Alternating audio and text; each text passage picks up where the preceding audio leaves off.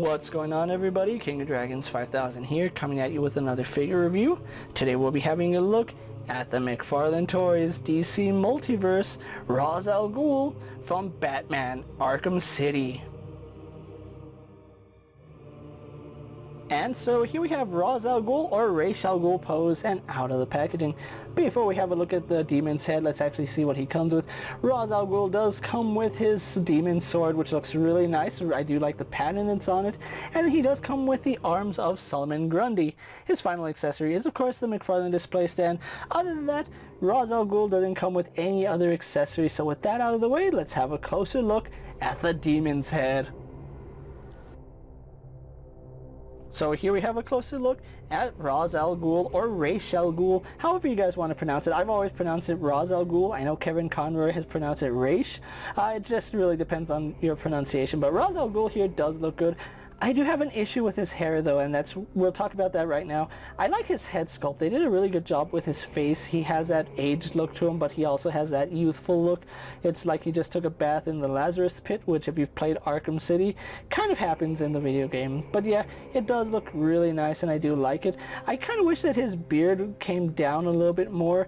I do like the fact that they gave him the chops, but I kind of would have liked to see his goatee come down and, you know, give us the Ra's al Ghul double beard that he normally has going on him.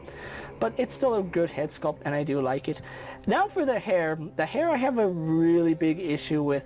It's not Ra's al Ghul's hair. Now, I don't know where they got this hair.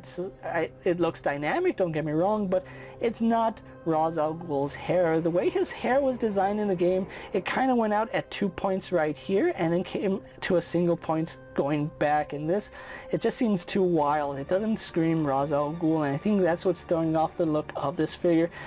Like, even the back of the hair, it's supposed to be iconic with the side wings and the top tuft. It's not at all what you would expect out of Ra's al Ghul, and I know there's some people that are going to more than likely customize this and give him the proper hair, but yeah, it's kind of jarring seeing him with the wild and crazy hair and not his iconic combed back hair. It's a little bit disheartening seeing that, to be quite honest. As far as the look of the figure goes, he has a really nice look. I do love the design we have right here on his armor. I believe that's the demon's head emblem in Arkhamverse. I don't quite know, but it's synonymous with Ra's al Ghul at this point. I do like the fact that he does have these brooches right here, which he would, if he was wearing a cape, those are where the cape would clip on, and in the game he did have like a side cape going on, and he did take that off. But yeah, really do like that. Really do like the designs on the armor, and the fact that he does have green armor, it just screams Ra's al Ghul, because Ra's is known for wearing dark greens. I would have liked to see a dark green business suit at some point in Arkham, but yeah, he kind of meets an untimely end in Arkham City. I do like this change in the color. You can see he does have some straps holding his armor in place, which that's a really smart idea, and kind of wish they had painted these clips in the back gold as well. You can see he does have multiple layers of armor. I want to say that this is more like metal armor, and then we have like leather armor right here on the side for mobility. I don't know, I'm just throwing out assumptions on how I would have designed this armor piece. You can see he does have some snake tattoos right here, which I believe in the game these actually like glowed when he was powering up his attacks, which I think that was pretty cool. His eyes were also glowing in the game, I do remember that. Moving on to his belt piece right here, you can see he does have some ropes tying his belt. We do have the demon's head insignia right here on his belt, and then we have some more gold clasps, which those do look really good. I kind of wish that he had like a darker wash throughout the body, just to grunge him up a little bit, because that's what I would expect out of Ra's al Ghul. I do like his gauntlets right here, or his braces, whatever you want to call them. You can see the straps right here, they do buckle in the on the side right there. So yeah, I really do like that. It's really intricate. I like it. We do have some more straps coming down. He has a very conservative costume, and I do like that. It's what you expect Ra's to do. It's not overly flamboyant, but I do like the design. Here on his pants we do have this really nice pattern going down, and I do like the two tones. We have the brown and we have the green, which is a really nice contrast. That looks really impressive impressive. Then we go on to his boots, where they do appear to be like a dark green, but they're actually black.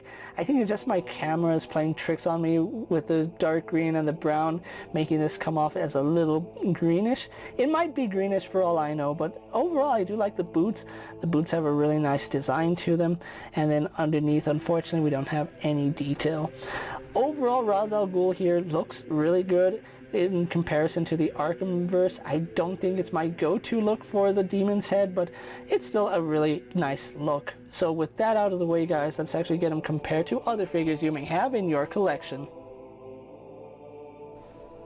Here we have Ra's al Ghul posed next to a Marvel Legends Cyclops and a DC Multiverse Superman. Here we have Ra's al Ghul posed next to a WWE Elite Scale figure and a Mezco 1/12 Collective Popeye the Sailor Man. Here we have Ra's al Ghul posed next to a Lightning Collection White Ranger and a Star Wars Black Series Mandalorian. And for one final comparison, here we do have Ra's al Ghul posed next to the Detective Batman. So with the comparisons out of the way, let's have a look at Raz's articulation. Now, his head is on a double ball joint. However, on mine, it does pop off relatively easy. It's not that it pops off just for no reason. You can see I can shake him around. But yeah, it does pop off when I try articulating his head back. And the reason for that is I didn't recess his peg just enough, and his neck is relatively short compared to his body. You can see he virtually has no neck. They should have increased his neck just a little bit, just so you can have him looking up, because every time you want him looking up, it pops the head off. Unfortunately, he literally becomes a demon's head. Looking down, same issue, it just pops right off because his neck is so short. They really, and it's not his armor riding up, like that's his armor riding up, that's it naturally. So yeah, his armor sits normally, his neck is just really short. Moving to the side, his head does move nicely, and that's because there's enough clearance on the side to make it move. He does turn left and right, no problem.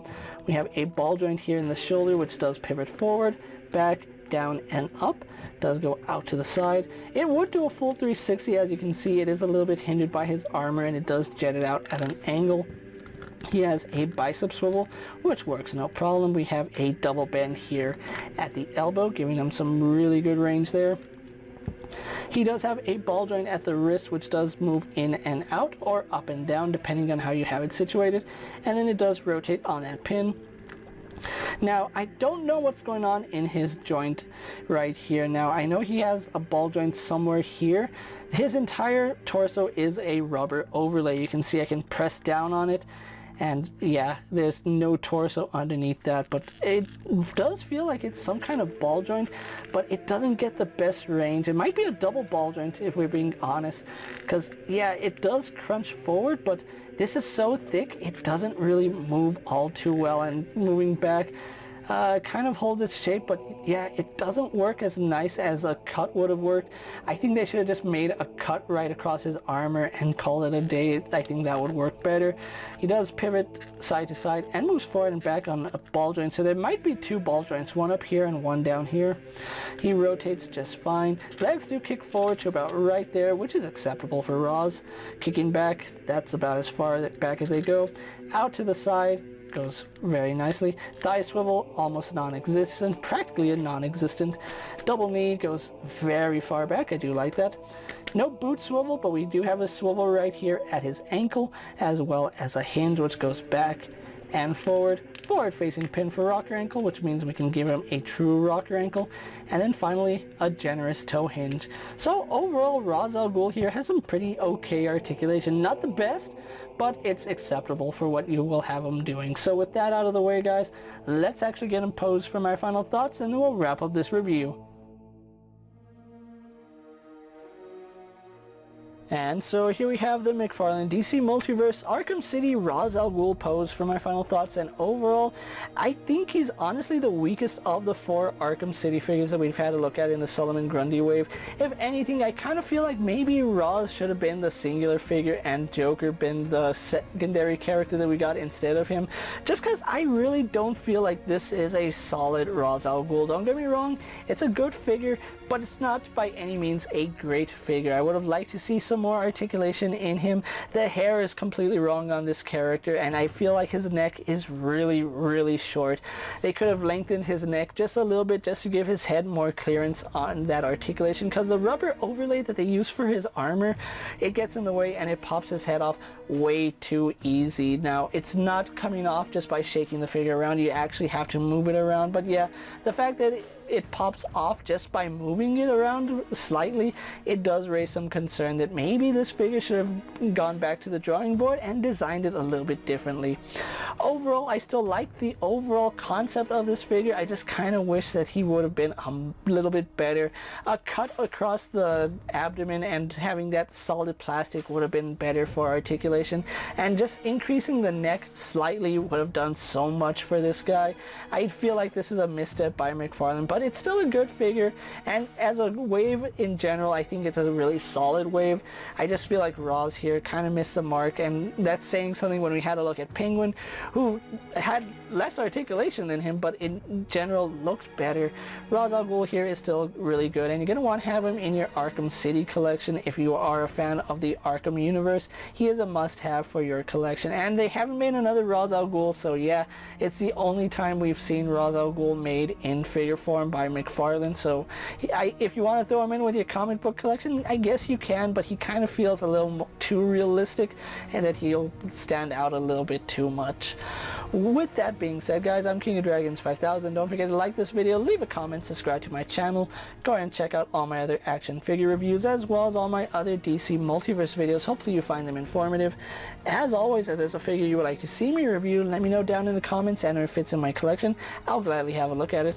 While you're at it, check out my Instagram account for new and exciting action figure photos, and as always, ring that bell to be notified anytime I upload a video. Until next time, guys, I'll see you later. Take care, everyone.